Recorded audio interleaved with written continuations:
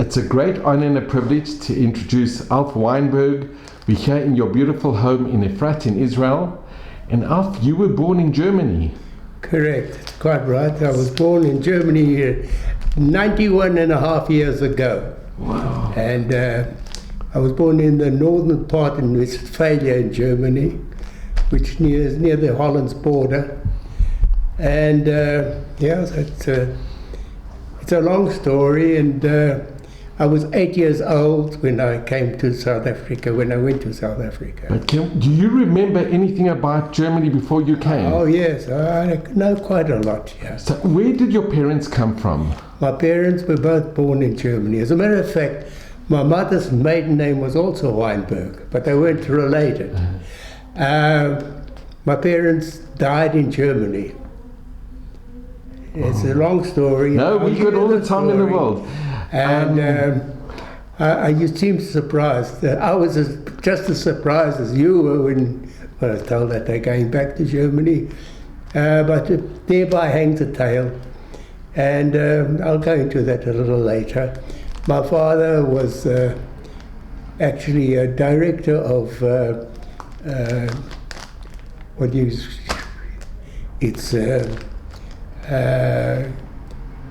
department and an amt. That is he was a director of Board of Arbitration, and he was one of the first to be warned that the Gestapo in 1936, the beginning of 1936, that they want to talk to him. And he smelt a rat. And he then crossed the border into Holland. And he then had an uncle, his mother's brother. As a matter of fact, there were two brothers that went to South Africa in 1898, just before the Boer War. And he had already put things into motion, and they actually guaranteed his passage. So he went back from Holland, he went back to Germany, to Bremerhaven, which is the port in Germany, and he took the last boat to South Africa for German refugees. And I have a picture of it. It's the Stuttgart, ship called Stuttgart, and there were a lot of Jews on that boat, all making for Cape Town. Now I have the picture here, and so his uncle guaranteed his passage to South Africa, which was, I think, £50 in those days. There you are. Wow. At the Stuttgart, that's a boat my father came on, and this was sent to us in Germany from Las Palmas, which was a West African country. I don't know what the name of it is. They all changed their name. Las Palmas. Anyway, so he got out to South Africa, and naturally he guaranteed my mother's passage and mine to come to South Africa, and we embarked. We went actually from Germany. We in June of 1937 we embarked, and we went with an Italian liner. So we went by train, my mother and I. As a matter of fact, I'm the only child. You were the only child? I were no siblings whatsoever, so it made it probably a little easier for, to immigrate. We went from Germany, we went right through Switzerland, And then we embarked in Genoa, in Italy, on an Italian liner, the Duilio. And as I say, we came to South Africa in June of 1937. And we were reunited with my father, and who had a job. And you were in Cape Town? You were in Cape Town? Oh, yeah. We travelled my mother and I travelled from Cape Town to Johannesburg, which was a terrible journey. You know, in those days it took 2 nights and 1 day from Cape Town to Johannesburg. And did you go on the train, or how did you go? On the train? On the train, yes. Two nights and 1 day in those days. And do you remember meeting your father, the reunion? Oh, yeah. Well, he was waiting for us at Park Station in Johannesburg. And he had a one-bedroomed house that he rented from somebody else, English people. Do you remember which area it was in? Yes, it was corner of Nugget Street and Plain Street. In town, in the city centre. And the house, the landlord was Mitchell, real English type, and well, we didn't last very long, needless to say. And we then, after being there about a month and a half, we moved out, and my mother had a lot of crates shipped with the bedding and crockery and the household commodities, but there are no furniture, no actual furniture. And we then we went out to Bez Valley.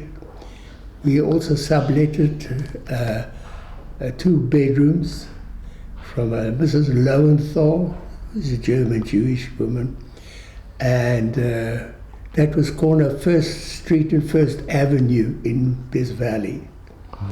And we stayed there some time, and needless to say, in South Africa, which is a different story, we didn't last long at addresses, because, you know, nothing sort of was comfortable, and we landed up eventually in a place called Mazine Court, which is corner Kirk and Moy Street in Johannesburg, opposite the very, very old shul. I don't know. It's one of the oldest shul, called the Moy Street Shul in Johannesburg. And we stayed there for quite some time. And needless to say, I didn't know the language. I knew German, and that was all and then I was sent to school. And but I'm going from the head to the tail instead of the tail to the head. And I'll take you back to Germany now. Which town did you come from in Germany? It's called Herzogborg, which is the nearest town is, the big town is Bielefeld. Now Herzogborg is as big as, I would say, Doornfontein. I can give you an idea. It's I wouldn't call it a village. It's slightly smaller bigger than a village. And I was born, as I say, in June of 1929. That makes me 91 and a half now. Kennen Horace. Then I was very, very ill at age 20 months. I was born, by the way, in a place called Aalen in Westphalia. And also a very small town, and I was registered, my birth certificate, well, I was registered in Beckum, which is the nearest town. In Germany you have called a Familienbuch. It's a Familienbuch, and it's inscribed, it's got my birth certificate in it.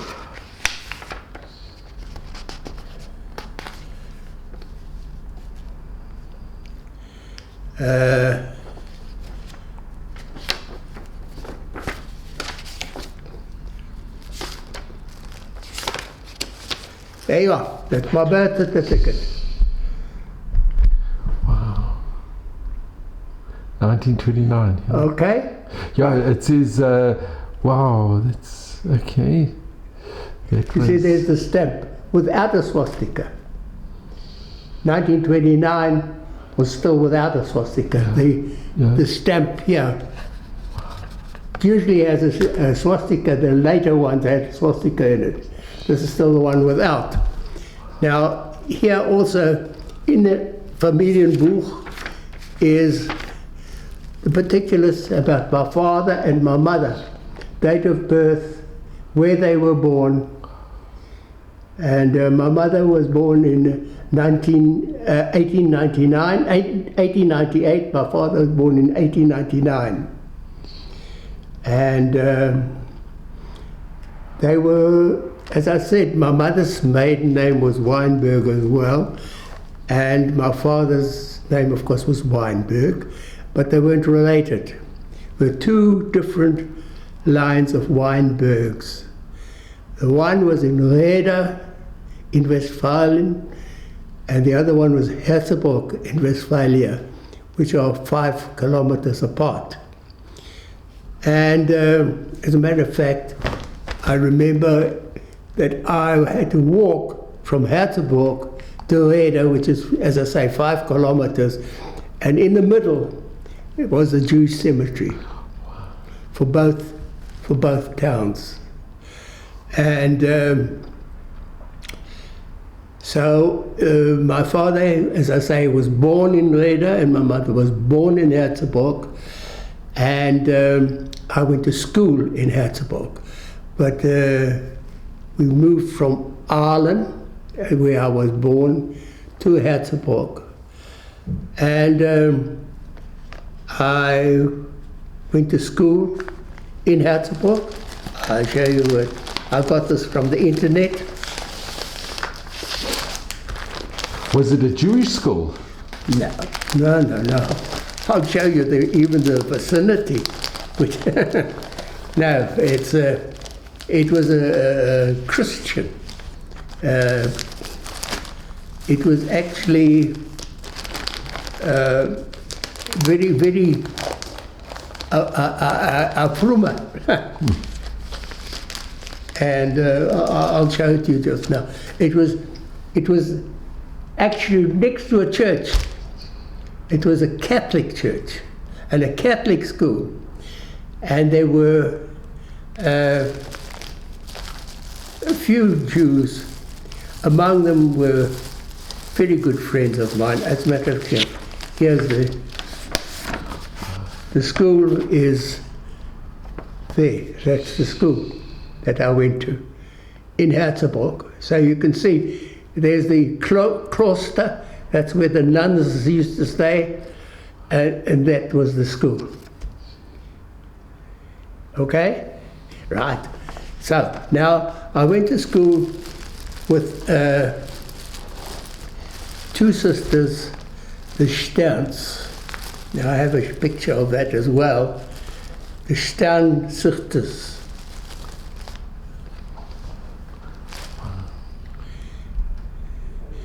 That's Hannelore and Margaret Stern. And who's in the middle? That's me. So we're going to that's incredible. I'm just going to get a closer view. This is amazing. These were the two, and this was going, how old were you at this time? I couldn't have been more than about 5, I think. It's amazing. Thereby hangs a tale. These two girls went to Theresienstadt and to Auschwitz. They never came back. So, yeah. I think you have something written on the back. Well, it's my writing there. It was Alfred Weinberg with Margaret and Laura Stern. Stayed in Auschwitz. And this is yours truly. Very cute. That's me. And you were the only child? Yeah. You got it? Right. And this is yours truly with the neighbor. He was a farmer's son. And At that stage, German? at that stage, not anti-Semitic. Yeah. So this was a non-Jewish friend. Yeah. And you knew at this time that you were Jewish? It was a... Yes, of course I knew I was Jewish, and at school as well I was Jewish.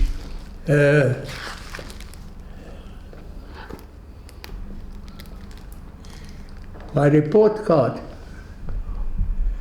From 1935. Okay. I won't tell you the marks that I've got. I'm sure you did very well. Anyway, so this is, of course, the headmaster was Kramer, and then there was the school, the teacher. That's amazing. You know, you kept it in such good condition all these years. It's just... You got it? Right.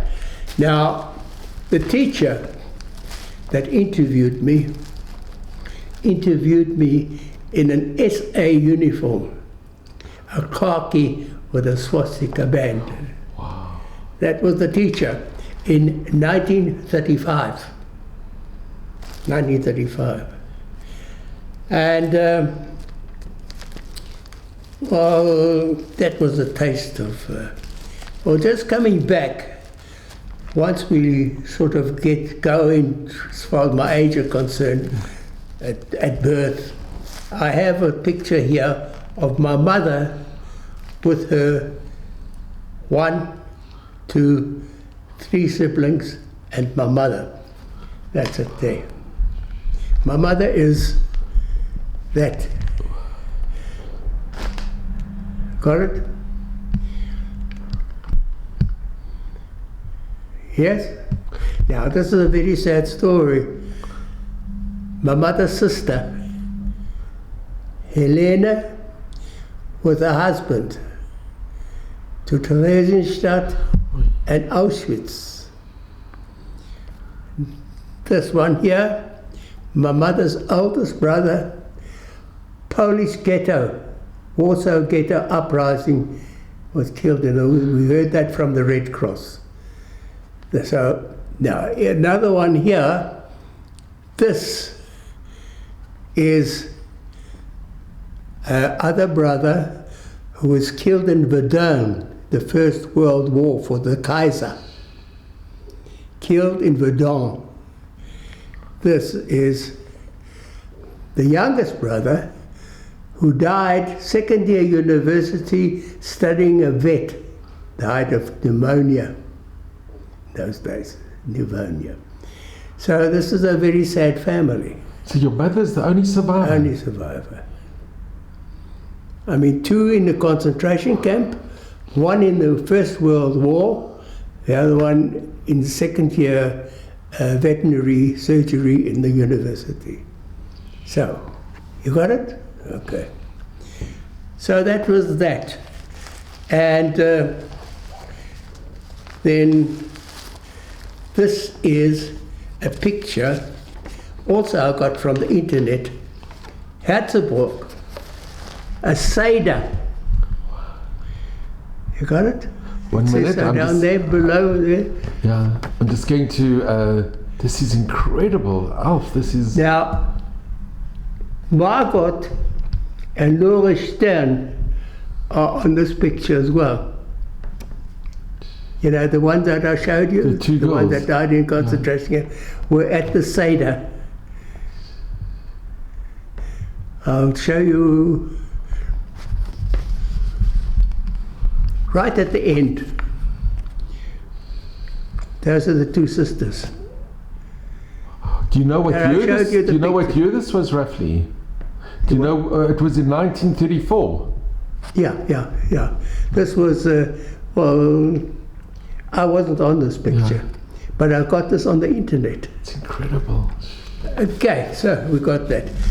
Now,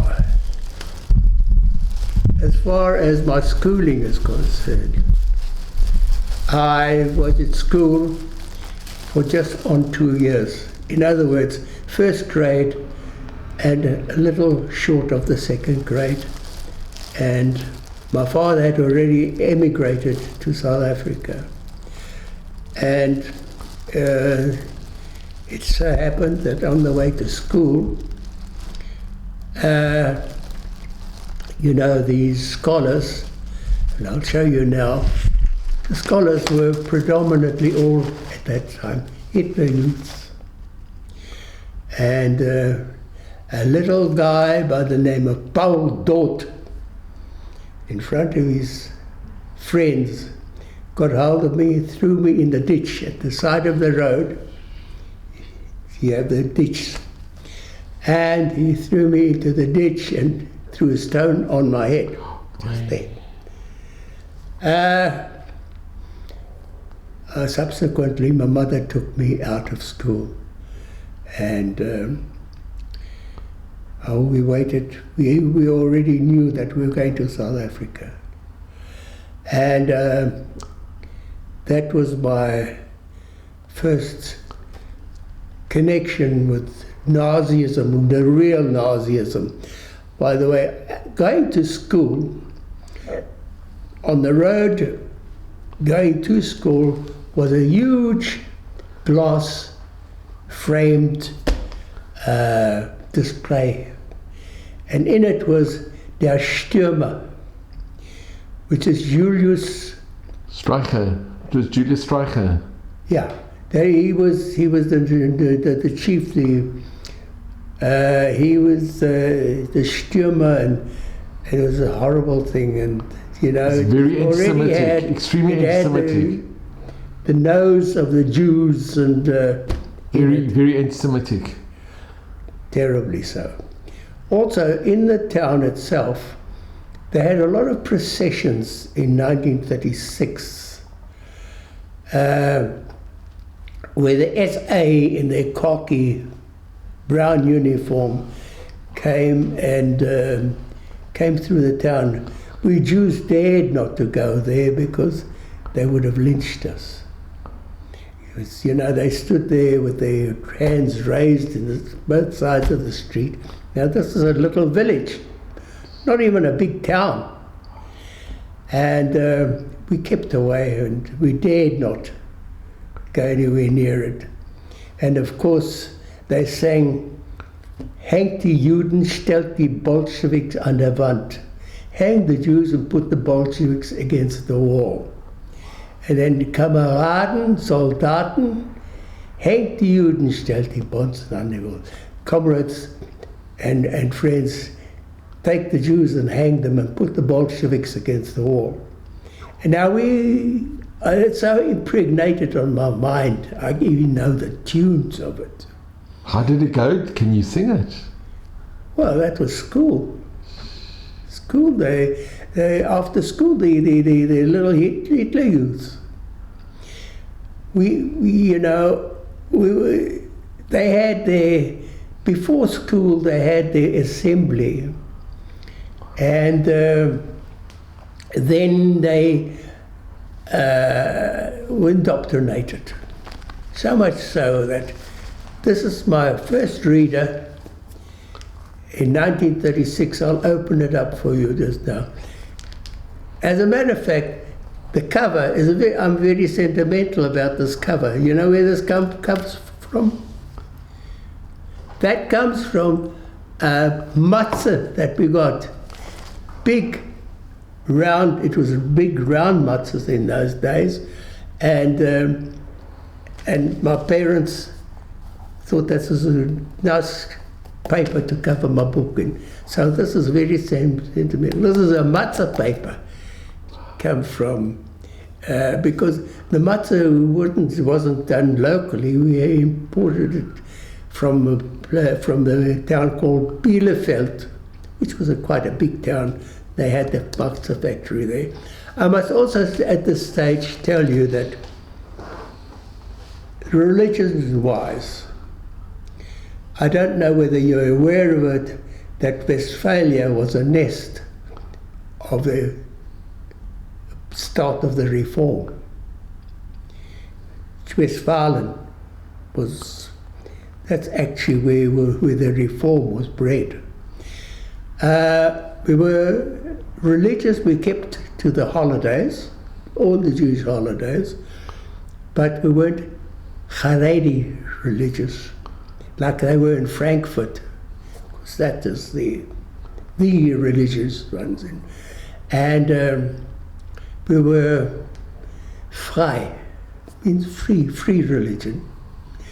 And as I say, we kept all the Yom Tov, and but we were not Haredi, like we were in Frankfurt.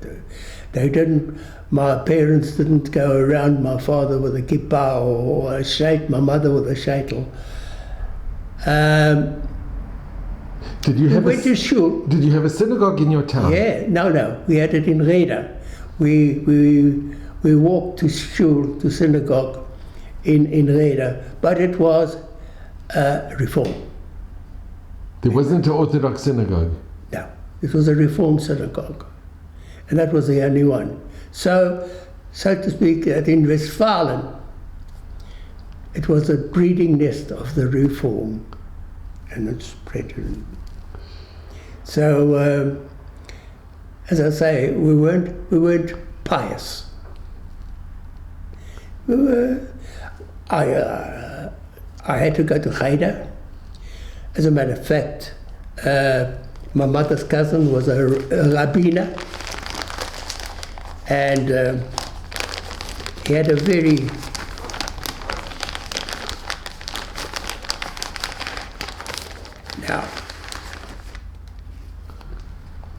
Tell of a Torah scroll by Werner Weinberg. Wow. Now this Torah at the Kristallnacht was buried by him, and he came after Kristallnacht, and he took this Torah to Cincinnati. He took it on the plane to Cincinnati from Germany. This was the Torah of the so-called Reform synagogue. Yeah? Okay, so... And he took this after the war? No. Yeah, after the war.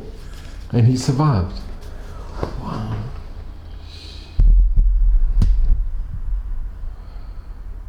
Yeah, you got it?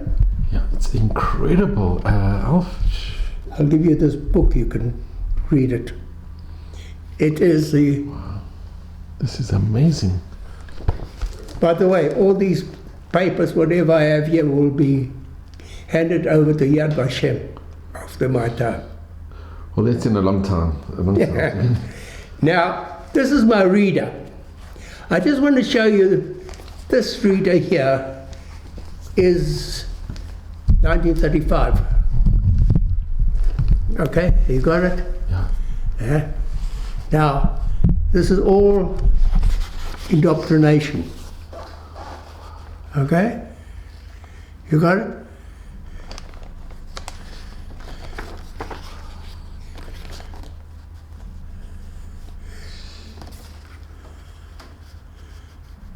Yeah. Hitler Youth. Campfire, Hitler Youth Campfire. Hitler Youth.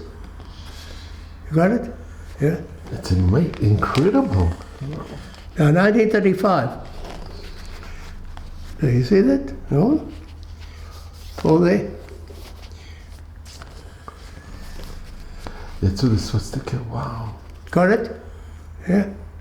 This is a first grade reader. I'll show you the last page. No, can we go more? Every page is just unbelievable, huh? Alf? Well, there's nothing on this one. Okay. Nazi flag, swastika,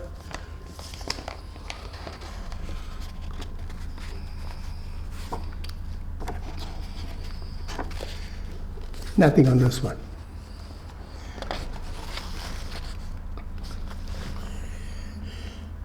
The elephant was helping a Nazi. The aim of the finale is a Nazi. I don't know where this is a cemetery. Who knows? Nothing in this one.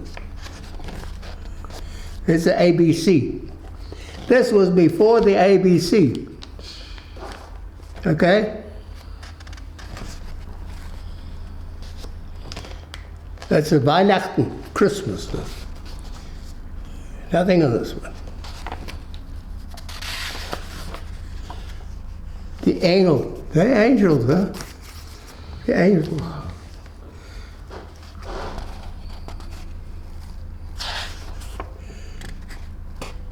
More angels.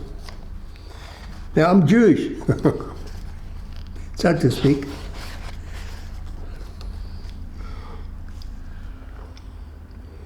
It. Okay? Right? It's nothing over there. Here again in Hitler Youth.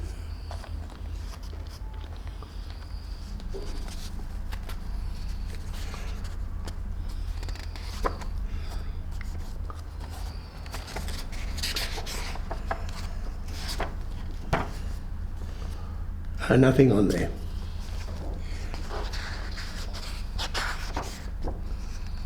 Nothing on that one. Now we come to the finale.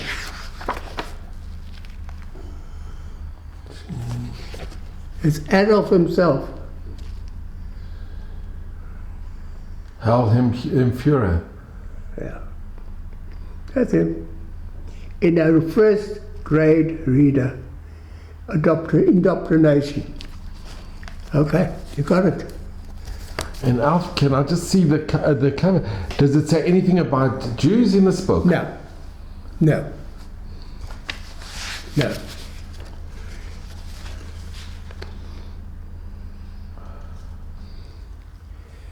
That's incredible. And the cover was, here your cover was from the matzah. Yeah. I mixed it. And so that was the story. Now I'm jumping a little. But Alf, can I just mention, your teachers, the one who interviewed you, were they very anti-Semitic towards you, or did they show you any? Yes, I was already placed at the back of the class in the first grade, and sneered at me, and I would even go as far as saying he ignored me.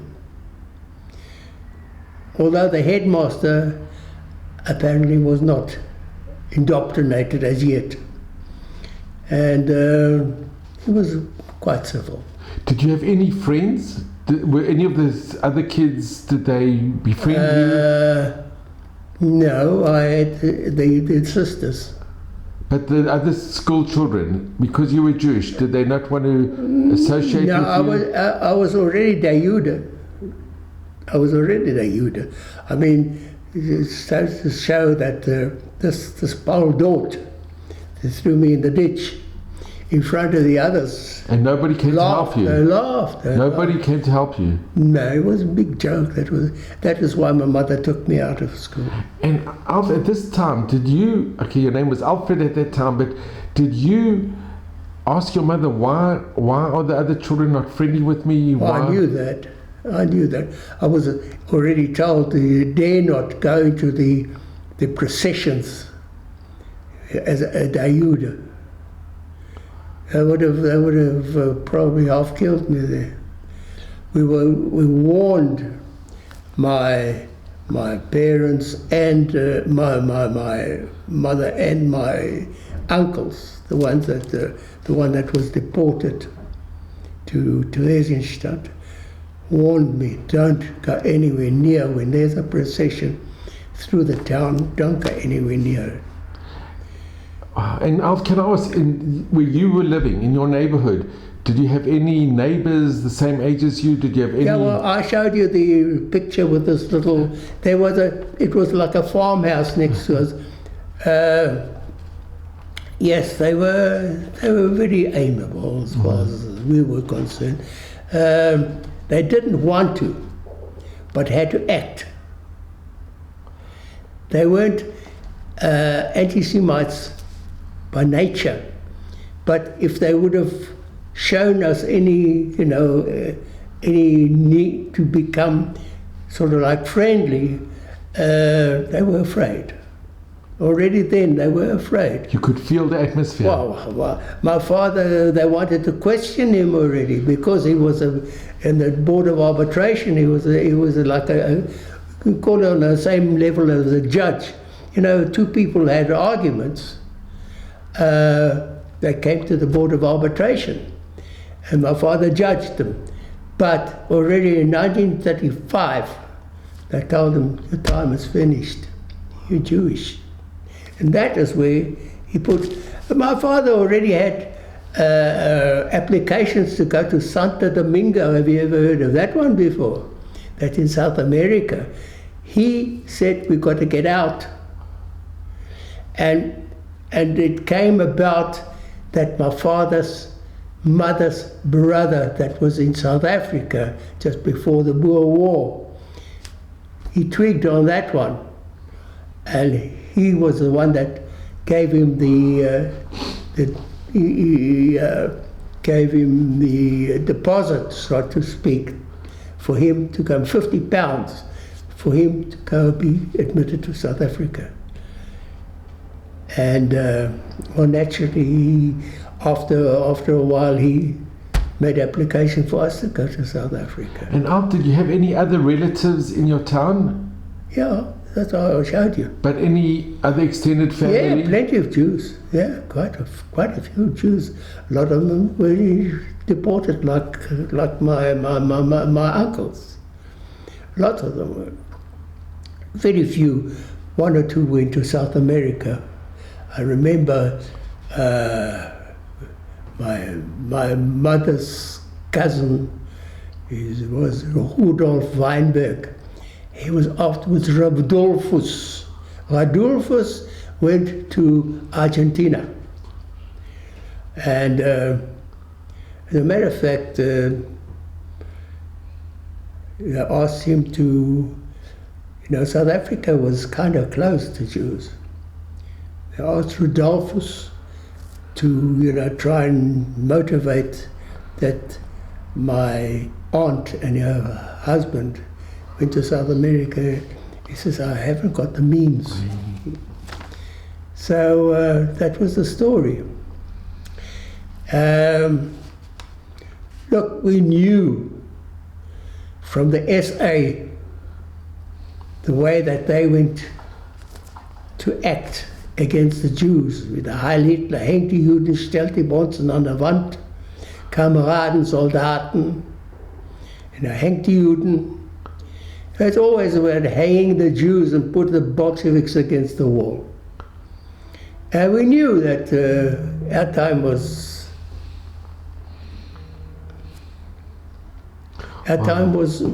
numbered. We knew it.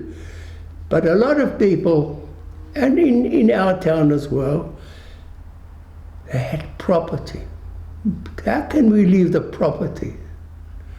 My father, fortunately, didn't have property. And that's why we left. He, as I told you, he wanted to already go to a place, Santo Domingo. He just wanted to get out. He wanted to go to Australia. And then the South Africa came up. So, so in 1937, when we came out, we came out a year and a half before the war. However, there was my mother's second cousin. He was Albert Jonas. He lived in Hanover. And somehow or other, they took him in, they they arrested him to Dachau. He was in Dachau, but his son-in-law had already made application by the name of Alf Weinberg, and made an application for Albert Jonas and his wife to come to South Africa. So he had the application with him, and they were going to get rid of another Jew. So they let him out of Dachau. But he was in Dachau, I don't know for how long, but he was interned in Dachau.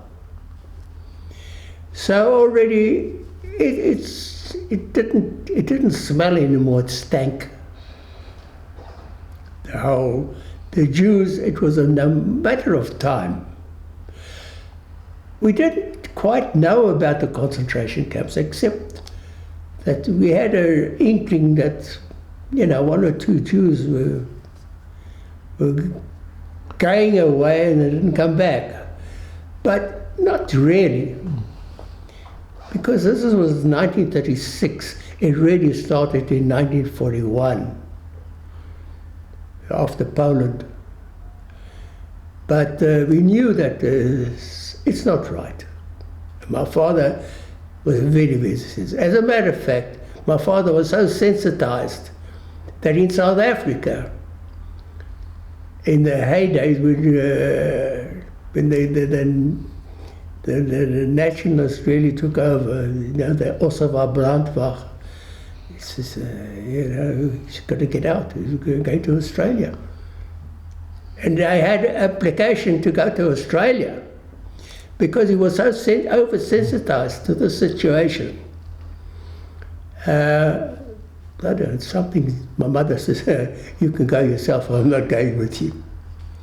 So he was, by the way, my father and his father and my uncle were all in the First World War. My father was in the cavalry and he served in the cavalry in Ploiești. You know where Ploiești is? Romania. The oil fields in Romania. And he got some poison gas through the gas mask and it affected his eye. My uncle was a doctor and he was transferred into the Turkish army because Germany and Turkey were together in the First Great World War. And my grandfather was in the Kaiser Regiment. Also, I don't know where he served, but they were all active. So the reward was that they're going to gas them anyway. Not in those days, they didn't know, but that's what happened. They came out with their iron crosses, Yeah. I fought for the Germany, I went to hell, you're a Jew. End of story. So, so that's the case. That's how my mother's family was affected by Nazism. Two of them sent to their death in Auschwitz ultimately. And one in Poland, Polish ghetto, and the other one in Auschwitz, from Theresienstadt to Auschwitz. My father's father was caught with his son in Kristallnacht in a house where not their own house, they were visiting somebody when the Nazis from Reda, where my father was born, smashed the door in, and my grandfather and his son heard the noise and escaped through a window in the back, but they caught my grandfather and they beat him up. That's Kristallnacht. And of course the synagogue was up in flames as well, like everything else, the books, everything. And but what I told you, my uncle, the one that was in the Turkish army, was already, he had already left Germany 2 years prior. He was a gynecologist in Beverly Hills and had already made application for his brother and his father to come to America, to Hollywood. So they were lucky. They escaped. They went to Hollywood, and my grandfather, Kenora, died at the age of 90-odd. And, well, his son also naturally died. And so did my uncle. But I think he made a lot of money there in Hollywood with the lady film stars. You know, he must have had a good practice there. Did you ever see your grandfather? Did you ever see your grandfather? Yeah. Oh, he was still there when we left. He was still in Germany. You know, the end point was the beginning of 1939. But after that it was over. You know, no more going over the border to Holland, etc., etc. Well, that already in November 1939 the war broke out. So it was over in any case in the beginning of 1939. No more Jews going out. And so that was the story. I got a little, also from the internet. This is the boat that my mother and I came out to South Africa. It's the Duilio. Italian liner Duilio. And you remember that trip? Yeah, sure. Of course I remember that trip. As a matter of fact, I fell into the swimming pool, and the Italian sailor gave me a clout, and I go, what am I doing near the swimming pool? I fell into the swimming pool and nearly drowned. They had a swimming pool on the boat? Yes. But not because I was a Jew. In those days, the Italians were harmless. They were indoctrinated by Mussolini. And Mussolini was not in power as yet, I don't think. I don't think so. Had nothing against the Jews. So that was the story of that. And so anything that... Sure, Alf, let me just ask, when your father left, do you remember when he left, you and your mother? Went across the border. Was your mother and you, were you very emotionally? Of course. Because there was no guarantees. Were we going to see him again? Because he couldn't really come back to where he lived. But he managed to get from Holland, he crossed the border into Holland in Nijmegen. Nijmegen is the border between Holland and Germany. He went across in Nijmegen, and I don't know, he stayed somewhere with relatives, which we had in Holland. And he came back, and he made his way back to Bremerhaven in Germany to get onto the boat in Stuttgart. So, he dared not come back because he was going to be a flüchtling from the law. The police wanted to speak to him. I told my mother, if you see him, tell him that we want him to, little did they know that he went across the border. So he was already a flüchtling. In other words, he was a kind of a wanted man. So, but strangely enough, he made his way back to Germany. While we were speaking to my father's brother, the gynecologist. Brothers meet after 21 years. That's in the Rendali Mall. That's my father, yeah. And that's my uncle. Alf, could you read this? Could you read? Because it's so fascinating. After a 21-year separation, two brothers, Mr. Julius and Dr. Hugo Weinberg, were reunited at Jan Smuts Airport in Johannesburg last night when Dr. Weinberg flew in from Amsterdam. Mr. Julius Weinberg is a retired businessman in Johannesburg. Dr. Hugo Weinberg is a gynecologist and obstetrician in Los Angeles. Dr. Weinberg numbers many film stars among his patients. He played a big part in the rehabilitation of Diana Barrymore, daughter of John Barrymore, whose book, Too Much Too Soon, was a bestseller. Dr. Weinberg is married to a dentist's daughter in Hollywood. His wife remained in Germany while he flew to meet his brother in Johannesburg. Another of Dr. Weinberg's patients is the star Yvonne De Carlo, who he just treated in Europe. He would not disclose the names of any other of his patients. Asked if Hollywood actresses were unbalanced and neurotic as they were painted in stories, Dr. Weinberg said, people seem to think that they are, but they seem they're just women. I've seen them just as women. Dr. Weinberg was detained until all passengers from the KLM aircraft had left. He had to not completed his yellow fever injections. And if we can see the picture again. So this was from the Rain Daily Mail in 1958, September the 12th. And here's a picture of your father and his brother.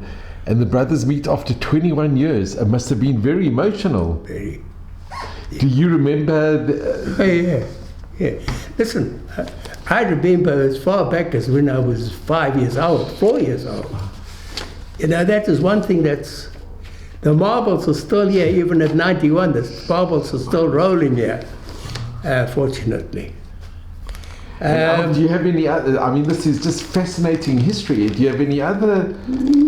Yeah. What have I got here?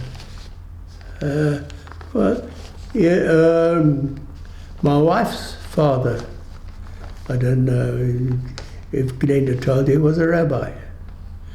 Now, can you imagine water and oil mixing? I married a very, very religious girl. And what did I really know? But now, I'll tell you something, that you go into our kitchen, although my wife doesn't know what's going on in the kitchen, there's still meat, milk, and paraffin. And I have dedicated myself the day we got married, 67 years ago, that I was going to keep the kashrut and the holidays, and my children will have their education, and went to King David from grade 1 to Standard to Patrick. And I dedicated myself to Jewish. But I must say, I am not a pious Jew. You're very but pious. I stick to things. Because I made this vow that in the house I shall keep and abide by the Jewish law. What I do outside of the house, that's my business. And I don't broadcast anything. I think you're very pious. That's Alf, do you have any other pictures from Germany or from Europe? Well, this is my wife went on a boat from Litauen. She's Lithuanian. She was born in Litauen. She was born in Lithuania? Yeah. I don't know where she is there, but that's the boat. It is April 1931. Came on a German boat. What is the date? April 1931. 1931. Came on a German boat. Vatusi, I think it was the name. So I want to ask you, can we go back? You come to Johannesburg, and you went. How long were you in Cape Town when you and your mother got to Cape Town? Virtually the same day. And then you took the long train to Johannesburg. Correct. When you met your father at Park Station, must have been extremely emotional. Yeah. Well, my mother wasn't sure whether she was ever going to see her husband again when he left. He went across the border. And then shortly thereafter, the police came, wanted to... Maybe arrest? I don't know whether it was for questioning or for rest, but they said she must tell him immediately when he comes back. She said, tell him that he's gone on business. And they said, well, the moment he comes back, she must report to him. And Alf, can I just ask you, when you came to Joburg, I mean, you were only 8 years old. Yeah. And you didn't know a word of English. You only knew German. No. So what school did you go to? Or That's another story. That's so it's intriguing. When I came, I was put into grade 1, although I was eligible for standard 1 at age 8. I was put into grade 1 in a school called Hospital Hill School, Hospital Hill Primary School, which is in Twist Street. And Hospital Hill School was the actual owners were the German school, which was right next door. And we had the assembly. Hospital Hill School was a very small school. It wasn't private, it was a government school. We didn't have room for assembly every morning for assembly. And we went to the Turnhalle. And believe it or not, there was a drape of a swastika flag from the roof to the floor, and on the stage was no other photograph other than Hitler himself. This was in Johannesburg? This was in Johannesburg. It was a German school, and next to the German Turnhalle, which is where they have physical, exercises, a huge hall, and that's where we had our assembly every morning. And every morning I was faced with this swastika flag and Hitler on the stage with a big picture. As ultimately, just before the war, Hospital Hill School was amalgamated with Twist Street School, which was down the road. It was corner of Twist Street and Smith Street, just opposite Joubert Park.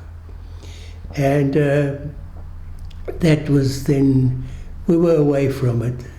And I was at Swiss Street I was put into standard 1 because of my age, but I still didn't know the languages. And then I went to Twist Street up to standard 5. And you started learning English? I learned English. En ek is nou 'n regte boer. Ek praat net Afrikaans dieselfde as my Engels. Ek is baie goeie talige Suid-Afrikaner. And I speak a fluent German. And now I come to Israel age 69 to make Aliyah. And I'm told to speak Hebrew. I won't go in there. I definitely won't go in there. I am not conversant in Hebrew, unfortunately. But let me just ask, going back to the school, did you manage to make friends easily when you got to school? Well, they laughed at me because I wore these very short pants with a shirt with long sleeves. I mean, I was in German attire, although in Hospital Hill School, I had friends who were double my age just about, and they were going to leave. They were all German Jews. And I had protection, but they laughed at me, and I had to find my own way to learn to speak English. And did your parents know any English? They learned a little bit at school, what they learned at school, and that wasn't even sufficient to make a conversation. But now and again my mother never really learned English. She could make herself understood, My father was very fluent. And what did your father do, work-wise? My father was, I told you, in South Africa. He was a bookkeeper at Peel's Cold Storages.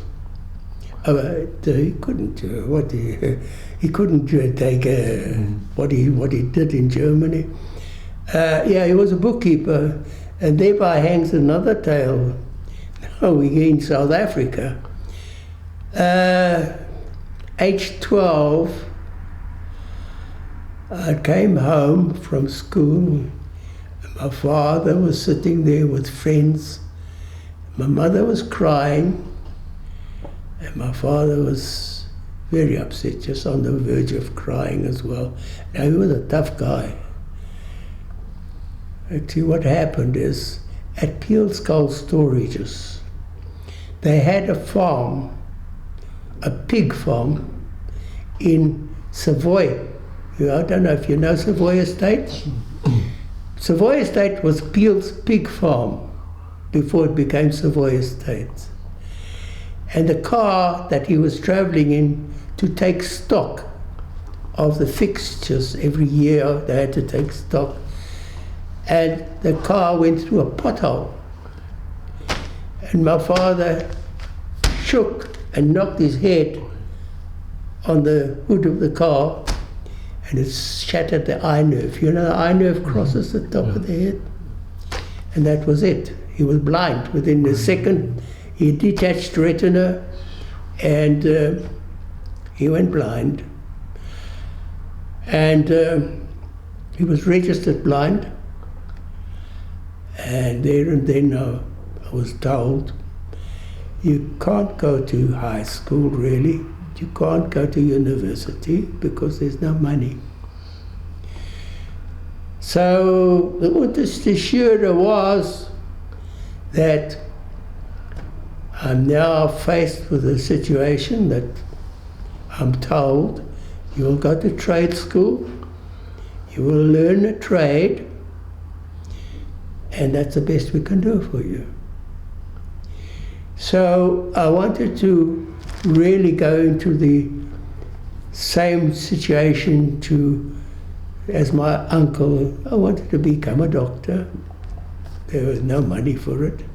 So I had to go to trade school, and I was apprenticed after having done Standard 8, Standard 7 and Standard 8, was called the National Technical Certificate at trade school. And I was indentured as an apprentice at Philips Radio.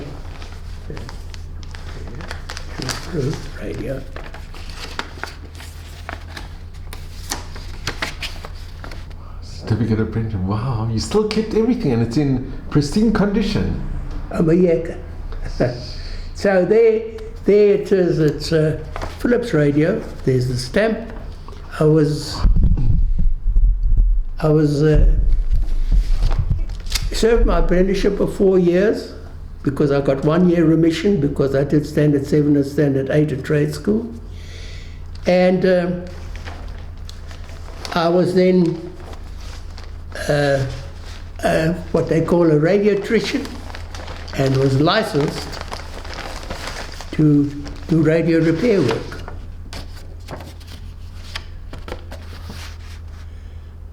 Okay. Now I was now a radio mechanic. I didn't like it because, you know, radio mechanic in those days was a lot of soldering. Mm-hmm. I burned my fingers more than I soldered. So I didn't last very long. But my journeyman, in other words, the guy that is in charge here at Philips, was a name of Jewish guy by the name of Bob Lilienfeld, who, while after some time he opened his own radio cum electrical company in Box Street in New Domfontein, near Domfontein, Edgewood Park. And he says, "You want to come work for me?" I said, "Yeah, sure. What are you going to do?" He says, "You'll disconnect the radios, bring them in for repair." He was very good at it. And when I repaired them, you'll reinstall them into the big cabinets. I had big cabinets in those days. I reinstalled it again. I did some sales on a Saturday morning. Remember, Saturday was the main day for shopping. I was in the sales in the shop. And I did some sales in the shop as well. And after about 3 years, I left Roberts Radio, as it was called, and I joined Broadcast Radio as a salesman for radio and electrical goods. After which I then went to Barron's Furnishers, and I was the buyer for the radio and electrical equipment. Now, every time they sold something from my department, which is radio and electric and refrigerators and electrical appliances, I got a commission on it, whether I sold it or not. But I was the buyer, and I was employed under those conditions. And I got a check like a farmer once a year for the commission. I got a salary, but a moderate salary. And then I got married. Noch on that. And my wife worked at a big place, bicycle wholesalers called Alf Weinberg. And we made do. So Alf, I just want to ask you, because growing up, did you have a bar mitzvah? Oh yeah. That was a year after my father went blind. We were members of Etz Chaim. That was the German shul. That's right. It was in Berea. Well, it was first in Coronation Hall, Corner Plain and Claim Street. And then I went to Berea. And then I went to Berea with Dr. Vogel. No. Vogel, it was Rabbi Vogel. Vogel, yeah. But he wasn't our rabbi at our time. We were still in Coronation Hall. We had Reverend Silberman,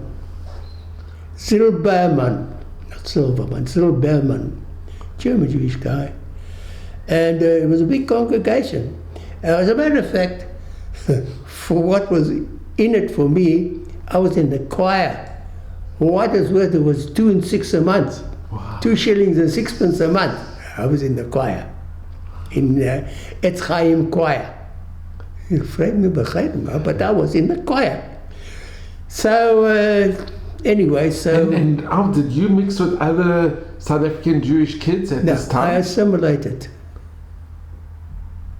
with the Afrikaners and assimilated with the English, but I had Jewish friends also. But I didn't say, look, I'm Jewish, I only go with the Jewish friends. I assimilated. And did you ever have any anti-Semitic incidents later on? No. You know, the Afrikaner, he says, yes, a bloody Jud, and that's the end of the story. Yeah. Okay. That I was used to worse than that. So I'm a Jud, finished. But he didn't mean any harm. Yeah. The Englishman says, yeah. Never is it, but it was the bigger anti-Semite than the Afrikaner. The Afrikaner, you knew where you stood. Yeah. And he said, you're a bloody Jud. I said, okay, I'm a Jud. Okay. Toughies. I had 1 or 2 fights, but predominantly it was plain sailing. And what you earned in trade school, that helped with your parents? You helped... No, I didn't. You mean when I was apprenticed? Did you help support your... Yeah. Well, look, at my last final year, I got £5 a week, which is good. Did your mother work? Could your mother work at all? Yes, my mother worked at Chapelet Sweets, wrapping sweets. Wow. And then... And your father, what happened when he went blind? He couldn't work anymore? He sat at home. But towards the end of my towards the end of my apprenticeship, I was about 3rd year apprenticeship, my parents bought an old dilapidated shop He didn't buy it, they rented it. It was old, it was Mr. Morris, and Mr. Morris was about 70 odd years of age. You know, they found dirt. Mr. Morris kept that business to just do something during the day. So he had very few customers. And my mother, with the aid of the Steinbergs, her cousin Rama told you the Steinbergs were there, and they put them on their feet. They rented a house. What do you call a house that's divided in half? They had half the house in Fairview. I don't know if you know where Fairview is.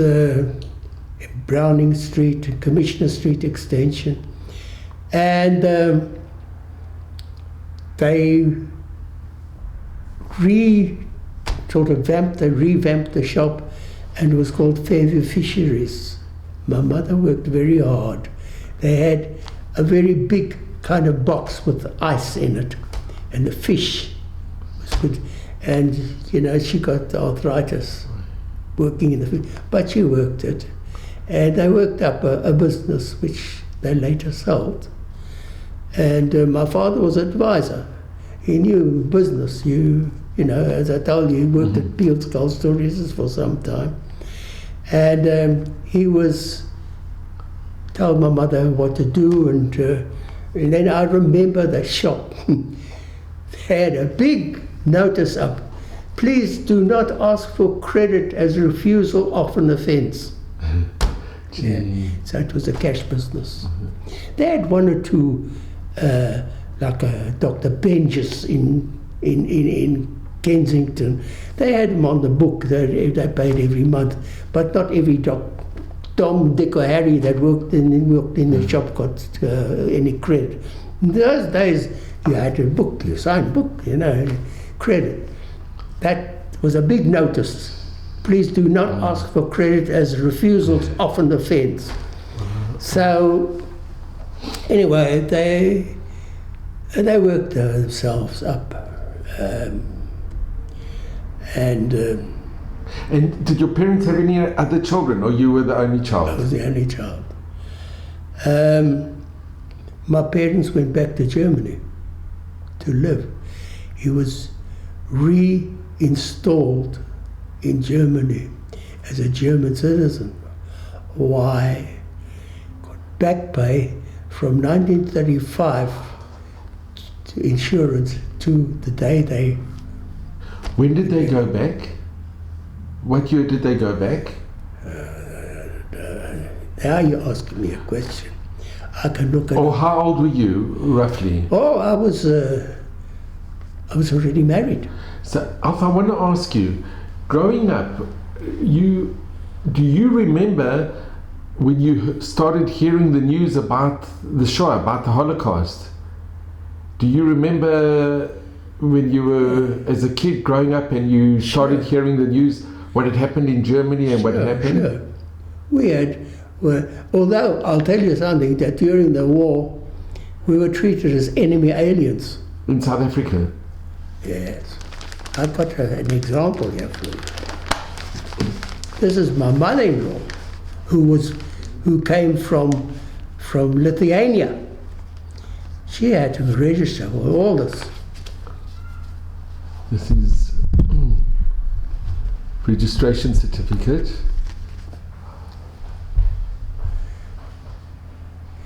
And this is a book.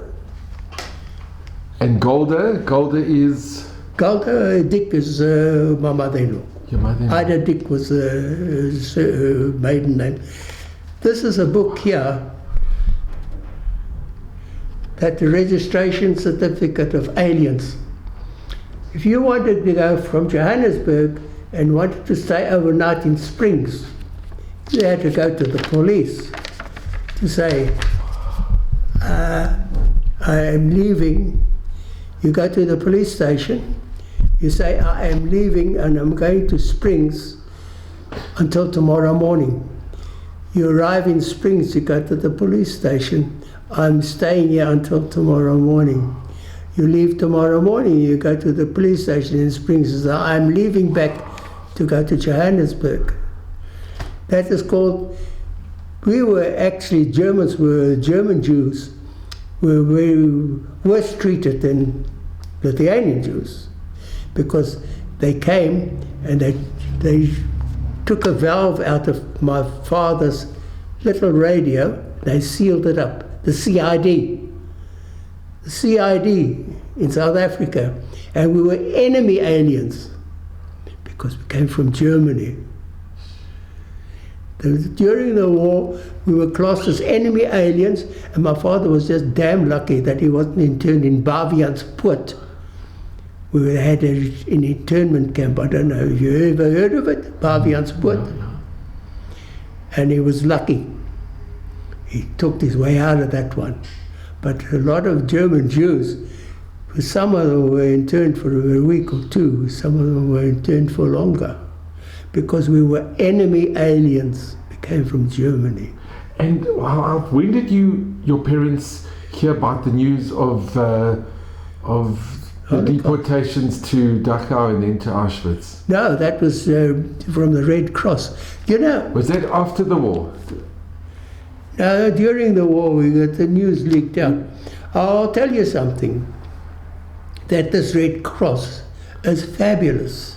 It is such an organization as you have never heard, that my aunt, who was in Theresienstadt, parceled up a ring and a shawl and gave it to the Red Cross and says, please take this to my sister. So what is your sister's address? She says, I don't know my sister's address. I know my sister is Elsa Weinberg, who lives in South Africa. And the Red Cross traced her down to my mother. And the ring, and if you have a look on Glenda's finger, ask her, where does this ring come from? It comes from Elsa Weinberg. Where does Elsa Weinberg get it? This was her sister's ring that came from Theresienstadt before they were deported to Auschwitz. Wow, that's amazing. That was the last. Wow. So I can go on and on. No, Alpha, your wife's family was a Dick, was there? Reverend Dick, yes. So he was very involved, the family, in Sydenham Highlands North Shore. Well, first of all, in the 9th Street Shul in Orange Grove, near the swimming pool. He was, he had shmichas, but he never practiced as a rabbi. He was always reverend, but he had shmichas. He was in one of the big yeshiva in Lithuania, and the Russians wanted to catch him and put him into the army, and he evaded, and he came to South Africa. My father-in-law was at the abattoirs in Johannesburg. He was one of the sheikhs at the abattoirs, and he also put a lot of boys through bar mitzvah. And they're very, very religious. And how did they feel about their daughter marrying somebody who was, you could say, reformed, but a German Jew who came from a reformed background? Yeah, look, it must have been a terrible shock, although they would never, ever get mixed up with their children's affair. I know that one of my brothers-in-law, she had 3 brothers, also tragic. She had 3 brothers, and one said to the father, my father-in-law, he thought I didn't hear, he says, der Poyer sorgt. I said, tell me, who's your Poyer? had a big showdown with him. And he thought, I'm a greener, the poya is all that. That was always the poya. Anyway. What is a poya? Poya is one non-religious. Like a friar. A poya. In Yiddish, a poya. Because they only spoke Yiddish. Fry, like a fry, yeah. They only spoke Yiddish. But I understood because I speak fluent German. Yeah. So, but there's some Hebrew words they put in, the word I was lost as far as that is concerned. And also some Lithuanian words. But on the whole, I understood. And I made myself, they spoke English to me. But among themselves, it was like that. The 4 children and the parents, you couldn't penetrate. I penetrated because I married a daughter. But they were very religious. And they accepted you, And did they get on well with your parents? No. My parents, be quite honest, looked down and says, what do the Ostjuden know? They were the Ostjuden. I was supposed to marry a German Jewish girl. Keep it up. Not a non-Jew, but a German Jew. That was my... They were very disappointed. But they got used to it, and, we had the 3 children. And they must have been very proud. Very proud. Yeah. And Alf, why did your parents come back to Germany? Because it was financial.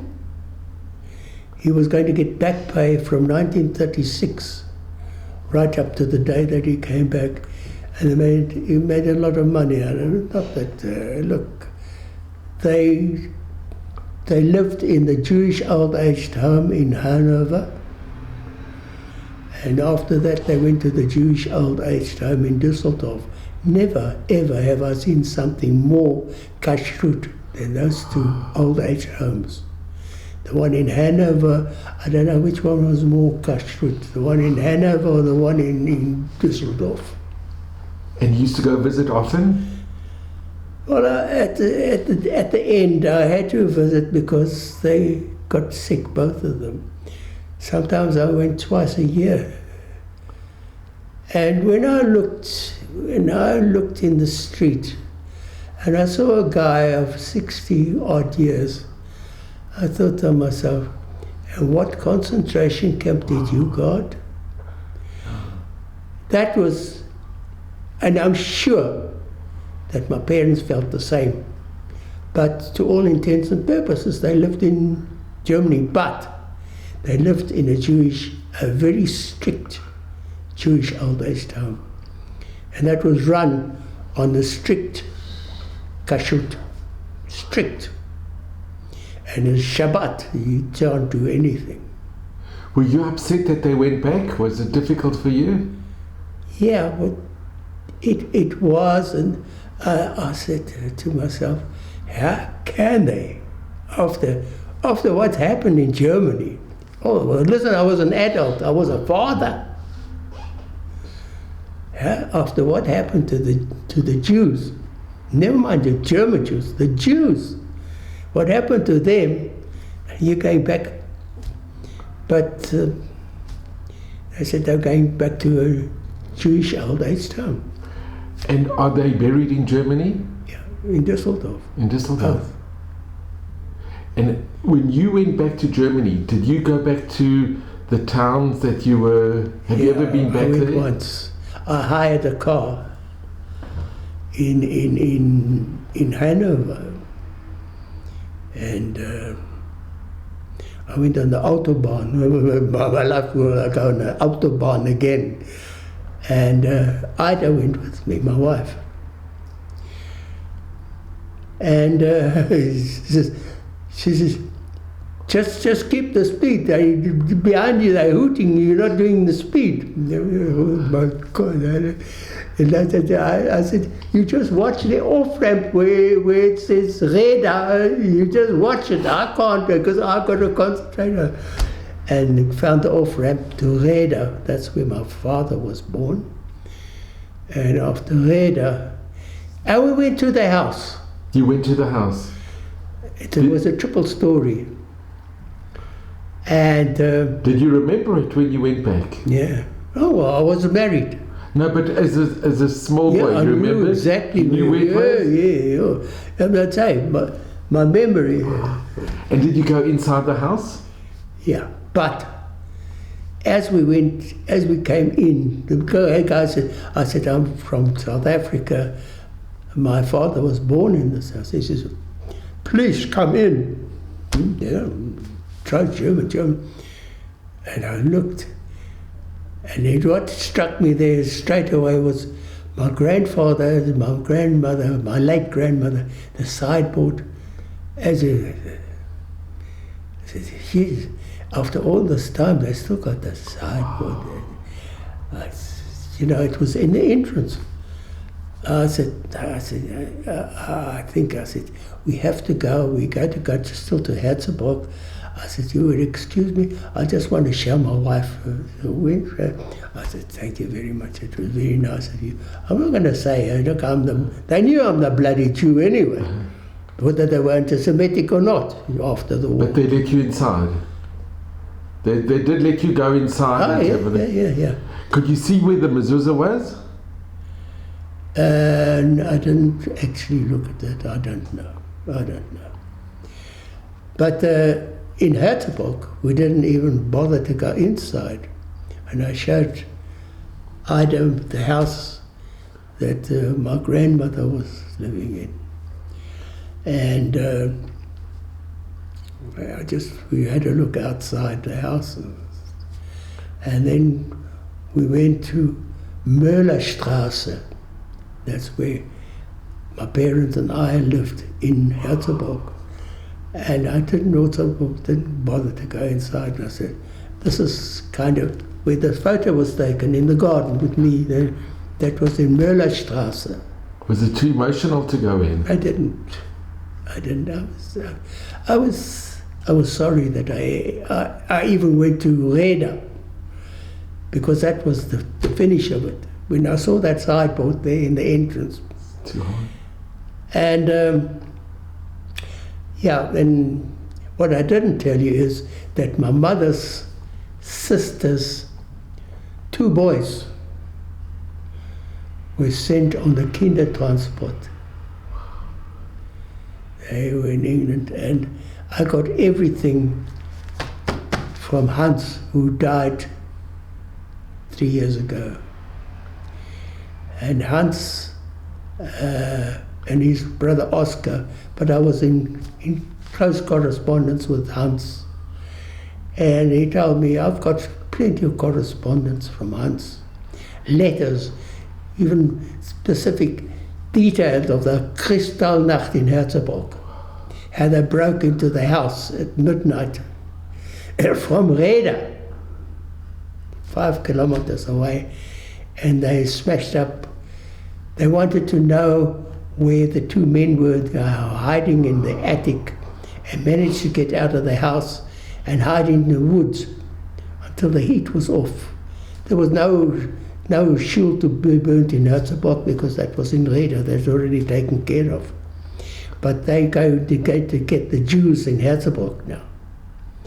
So I got exactly the kind of car that they used, these 5 Nazis from Reda, and they were prosecuted for stealing goods from the Jew.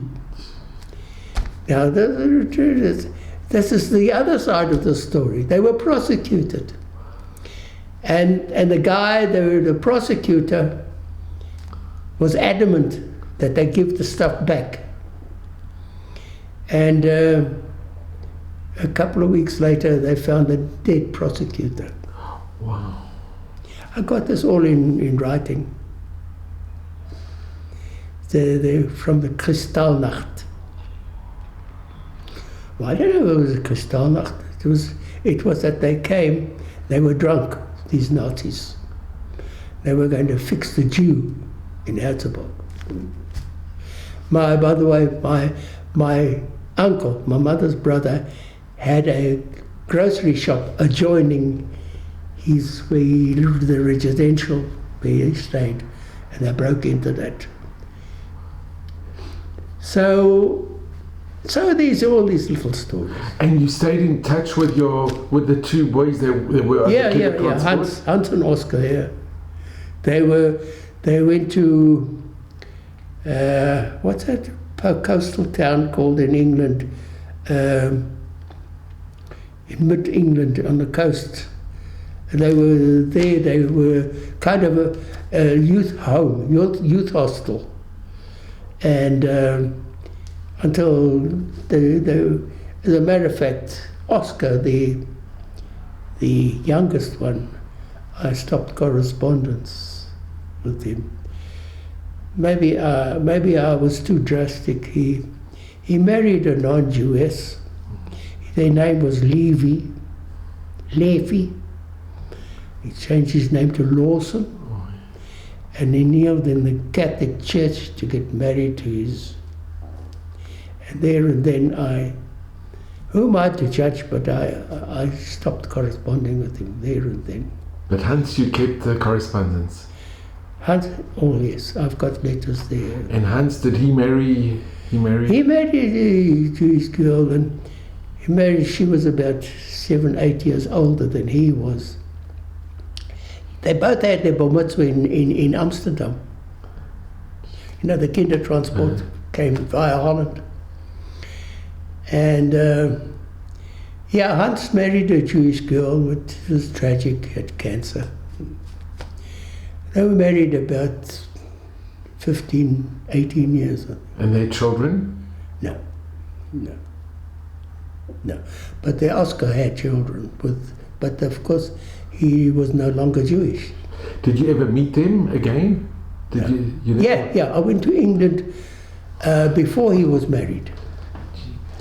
And he was a real Englishman with a pipe and a blazer, you know. And he married this one, I forgot what her name was. As a matter of fact, her father was a deacon in the church. And he got married in this church, I think, a Catholic, and kneeled at the altar and got married there. His name was Lawson. Was Hans very upset that his brother... Very. Hans quoted every time. He says, tomorrow I will be called up in shul and I still have to learn my portion. However, I found out subsequently he was very, very enamored with his rabbi. She was a rabbi. In other words, he was reformed. Mm-hmm. And she was a lesbian. So, but listen, he found his home. But you had the contact with him? Yeah. She wrote to me that unfortunately he had he was married to the church, to the Jew. And she wrote to me that unfortunately he was taken by ambulance and he passed away. But she was his good friend. Okay, he found a home there. He found a home. You know, after all the trauma of being separated from his parents, he found a home. His parents were killed first they went to Theresienstadt and then they went to Auschwitz. And I had a sister that was in Theresienstadt and got out with her husband Ferdi and landed up in America and had 2 daughters. Are you in touch with that part of the family? No, not at all. Somehow we didn't click there, there's no correspondence. But with Hans, once a week we got a letter, and now and again we used to phone one another. Hans never lost his accent, his German accent. So Alf, this has been incredible. Can I ask, Alf, you know, you've got grandchildren here in Israel and you've got such a wonderful family. I've got great-grandchildren. I've got a 13-year-old great-grandson. Wow. What, after what you've been through and what you've seen, what message would you give to the future generations? I don't know if they'll take any tips. You know, they've got thoughts of their own. What does the AK know about what is life all about? He lives in the past. I say the main thing is to keep the Jewishness and to keep the country. I'm a terrible nationalist. As far as the country is concerned, I was never a Zionist. Ida was a Zionist. She was a chair lady, and she was of the Zionists in South Africa. I was never a Zionist, I'll be honest with you. But now, say something against the state, and I'll fight for it. Like my son had to do the army all over again. He did a South African army. My youngest one, that's in San Francisco, lived here first. Glenda's brother, Mark. And he had to do the army. And I'll tell you something that I have overnight. I was 69 years when I made Aliyah. And I'll tell you, I don't think you'll find a better Zionist. Sure. But keep the state, keep it going. You lose the state and you lose the Jews. And that is why you'll have to fight. Oh, but my grandchildren were in the army, in the Israeli army. My son Mark had to do the army all over again. He was in the army here. So I say to the future generation, by hook or by crook, keep this country going for Jews. And don't let too many immigrants come in from outside, non-Jews, because there's only one bottom line to that. Like the Arabs want it ready-made. Anybody that sees what this country has got and how it's thriving, and it would be very, very jealous. And like the Arabs want it ready-made. Don't let too many immigrants, foreign, Jews, yes, but not non-Jews, because this is a going concern. This is a fantastic country. I don't think anywhere else in the world you have a country like this that looks after the old people, that looks after its own people. And they don't, the Arabs, as I say, they want to take over. They'll never take it over, because the Jew is so fanatic, he will fight.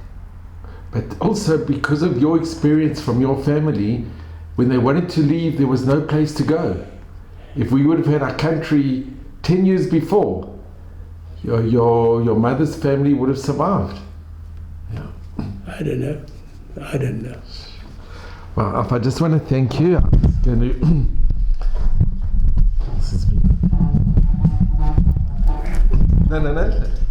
Alf, you can... 1 minute. Just 1 minute.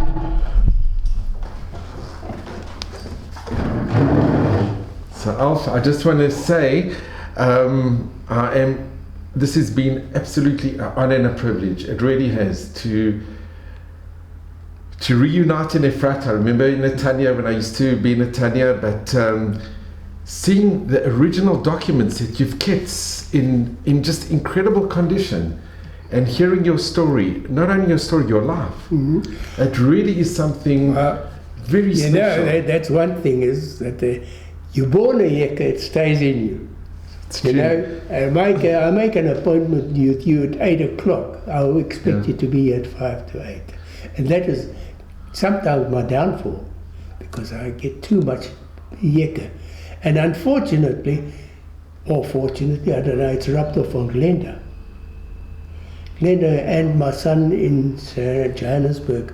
I'm very proud of my children. My son is a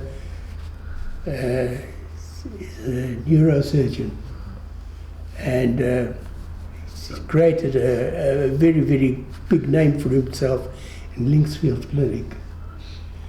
And but you must be proud of all your grandchildren and great-grandchildren. My other son in San Francisco is a big fundi in computers.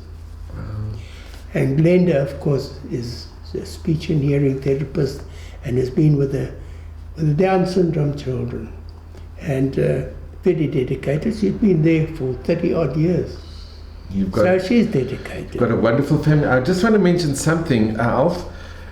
When Glenda's, your wife's family, the Dick family, I remember Reverend Dick. I remember from Sydenham Shul, and we heard the story. They named a hall after him, the Reverend Dick Hall. So I remember the story that a big Afrikaans person once came up to Reverend Dick, and he said, "You're so small, I could fit you in my pocket." Yeah. And Reverend Dick said, "Well, then your pocket would have more brains than you." I don't know that. And I remember this from years ago, and what a beautiful and special family you have. And He you was know, a very pious man. your parents must be so proud of you, what you've achieved and what you've done, and the beautiful family that you and your wife have produced, and you're seeing the fruits. You came in Israel, the dream.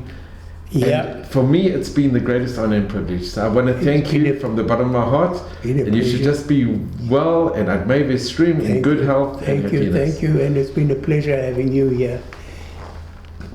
Thank you so much. It's been really, really, really, really very special.